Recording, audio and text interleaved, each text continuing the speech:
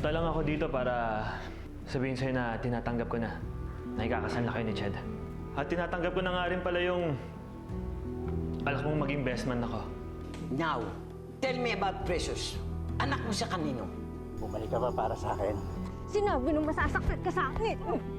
Ano pang ibang sekreto ang itinatago mo sa akin, Loli? Wala nang sikreto. How about Nick? Sa gusto niyo at sa ayaw niyo, loloyas kayo! Precious! Halika, join us. There's another reason to celebrate. Ah! Ano ba naman, Precious? Ano ba yung inaarte-arte mo dyan? Pinangalandakan mo na nga sa lahat ng maids sa kapatid kita eh. Ano pang gusto mo? Gusto ko lang maramdaman na mahal din ako nung sarili kong pamilya. Ganun lang kasimple.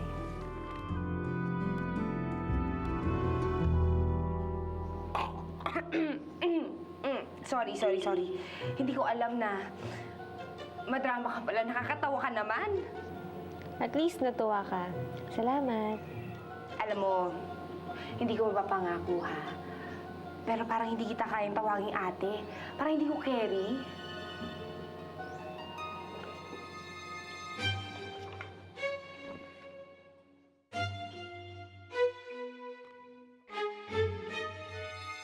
Tita Ched, gusto ko po bumalik sa mansyon kasi po baka kinakawawa po nila si Granny Hershey, nila Ate Precious. Ano? Yan na nga bang sinasabi ko eh. Mas lalong hindi ka pwedeng bumalik doon. Dito ka lang. Okay? Through this? Sedes, Ay, tay. tila may nalimutan ka yata. Ano po yun? Practice ng marcha mo kaninang alas 4. Andun kami lahat sa simbahan, hinihintay ka namin. Ni hindi ka man lang nagpasabi na hindi ka darating. Naku, pasensya na po kayo. Nawala ho sa isip ko eh. Tapos lowbat pa yung telepono kaya hindi nag-alarm. Ay, nako. Mercedes, sa makalawa na ang kasal mo. Baka naman pati yun, malimutan mo. O siya, hindi bale. Total practice lang naman yon. Ang pinaka-importante, sa makalawa, alas 3 ng hapon, magpakita ka sa simbahan, ha? Opo, tay. Ulitin mo nga. Sa makalawa, alas 3 ng hapon sa simbahan. Ayos. Asahan namin yon.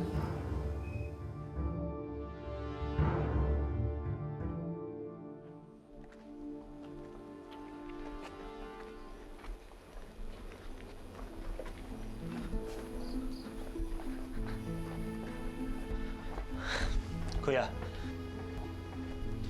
Megs, sino pang ibang nakakaalam na magkasama kayo ni Nick?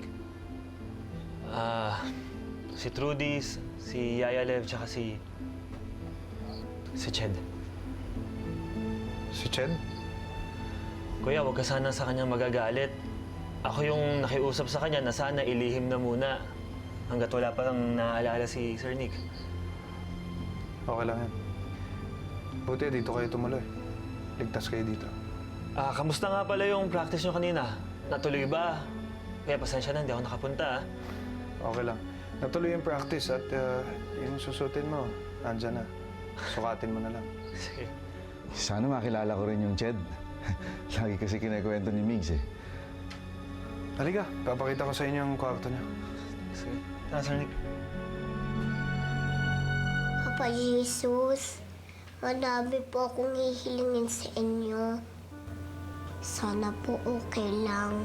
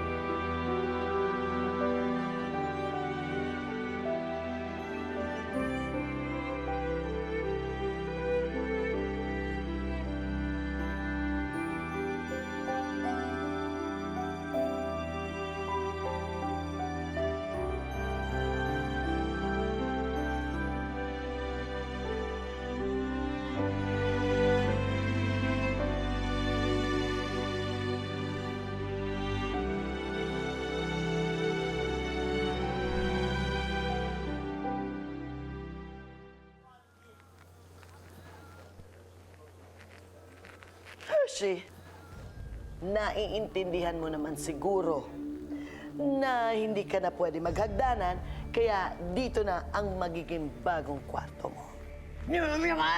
Ano? Hindi kita naiintindihan. Sige na. Sige na, Lev. Dalhin mo na siya sa kanyang bagong... palasyo. Go!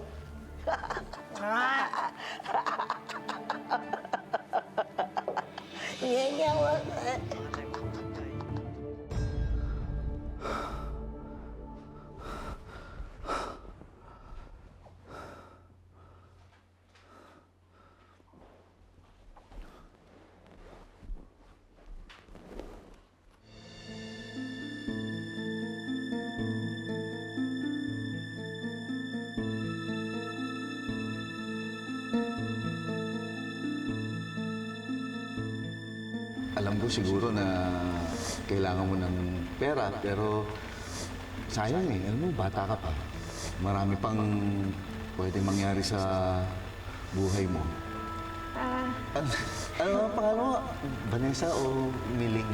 Hindi po ba kayo galit sa akin na parang niloko ko kayo?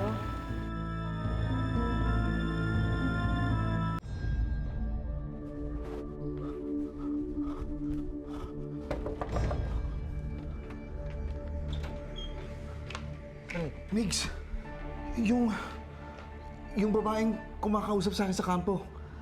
Kaya pala kilala niya ako eh. Ito siya oh. Ito, sir? Yaya ba siya ni Trudis?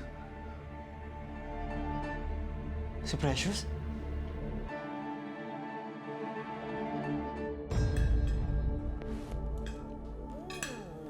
Sarap? Yeah. Ito ba katabi itong babaeng to? Kahit ano mangyari. Ay, Bala! Hello! Good morning! Ano, kamusta? Kamusta ang bagong kwarto mo?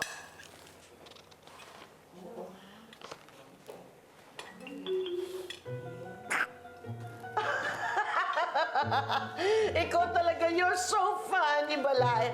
Halika na, sumabay ka na dito kumain. Lev, dali mo na siya dito at hanginan mo. Kakain na. Ah!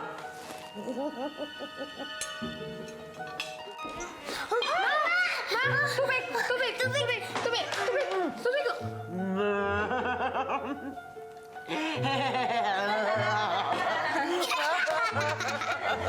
Talaga? Gotcha! Kala mo ha? Sige, kung ayaw mong kumain, magutom ka dyan.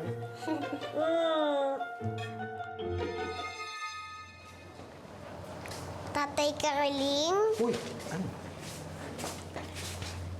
Pwede niyo po ba ako samahan na pumunta kay Granny Hershey? Teka. Di ba sabi ni Tita Cedes, hindi pwede? Kasama ko naman po kayo eh. Kaya hindi po ako mapapano. Oo nga. Sayang na lang yung laki ng katawan ko at saka muscles ko, no? Oy, Carling, tigilan mo na yung hangin mo, ha? Samahan mo itong apo mo sa granny niya, tapos bumalik agad kayo dito, at baka mauna pa ako sa iyo sa paking kita. Ay, oo na. Yay! Lakas mo lang sa akin. Migs, sa tingin mo ba, si Precious ang nagbalak na patayin sa aksidente si Nick? Alam niyo, hindi ko pa rin naaalala itong mga ito, pero sa mga sinabi niya sa akin sa kampo, parang gano'n na nga yung pakiramdam ko. Bakit kaya hindi tayo humingi ng tulong sa mga pulis? Palagay mo, kuya. Alam mo, pag ginawa natin yon, edi papaalam na rin natin na buhay si Nick. Oh, bakit hindi? Handa mo gawin yan kung kailangan. Hindi. Delikado pa yun, sir. Ang tingin ko, may nag-utos lang kay Precious na ipapatay kayo eh. Kaya wag na ho muna kayong lumabas. Kami na lang dalawa ni Kuya Ronnie ang hihingi ng tulong sa mga pulis. Bakit hindi tayo humingi ng tulong kay Uncle? Alam mo, Nick, tama si Migs. Buti pa dito ka na lang muna sa bahay. Kami nang bahala. Sige, salamat. Judis, sandali lang ha. Iiwan lang kita sandali ha. Kasi bibili si Tatay Carling ng regalo para kay Cedes bukas sa kasal niya. Ha? Sasabong po ba kayo? Gusto ka maingay. Ikaw talaga. Secret lang natin to. At saka wag mong sasabihin lalo na kay Lola Menak mo. Ha? Oh, wish mo lang. Secret na naman? Oo, secret lang natin. O, sige. Ay, sige na nga po. Oh, blow mo. Yun, sa swerte na yan. Ay, ito nga pala. Ano po to? Pang-spray mo kay Loli pag lumapit sa'yo. Sprayan mo kaagad sa mata. Ganun. Sige po. Mamaya, 6:00 ha. Sige.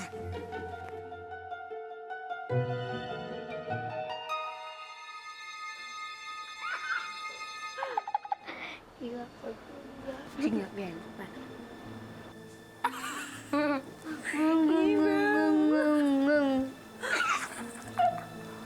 Well, ganyan ang mga nangyayari sa mga bata pobre. Jan. Granny Hershey. Miss din po kita, Granny Hershey. Miss ka na. Mami, bakit naintindihan ni Trudy yung sinasabi ni Granny? Anak, syempre, pareho silang baliw, kaya nagkakaintindihan sila. Trudis, mabuti naman nagbalik ka. Alam mo, na-miss kita ng bonggang-bongga. Ako din. Oh, saan kayo pupunta? Saan mo dadalhin ang iyong lola? Hindi pa kayo pwedeng umalis. Meron pa akong ipapagawa sa inyo.